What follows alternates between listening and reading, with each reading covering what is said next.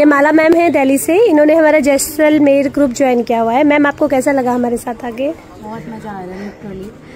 अभी तक मैंने जितने भी पॉइंट विजिट किए हैं एंड मैं बहुत कॉन्फिडेंटली बोल सकती हूँ कि I enjoy completely this journey and now I feel little confident because sometime क्या होता है, हम घर के बहुत सारे काम करते हैं, हम घर में मोस्टली पैकअप रहते हैं, और जब आप सोलो ट्रैवल करते हो देन एक ग्रुप होता है पूरा फीमेल्स का, then you can join this group and आप जब आओगे ना बाहर तो आप एक अलग एनर्जी होगा, अलग कॉन्फिडेंस होगा एंड बहुत सारी मेमोरीज होगी। फर्स्ट चीज़ आप बहुत सारे रील्स क्रिएट कर सकते हो एंड देन ब्लॉगिंग कर सकते हो, जो ये हाइड रहता है हमारे घर में, तो ये बहुत सारे काम है। ओके, तो मैं आपको बोलूँगी कि आप इस जर्नी को ज्वाइन करो और ये बजट में रहेगा, बहुत बड़ा नहीं है, ये पॉकेट फ्रेंडली ट्रैवल है।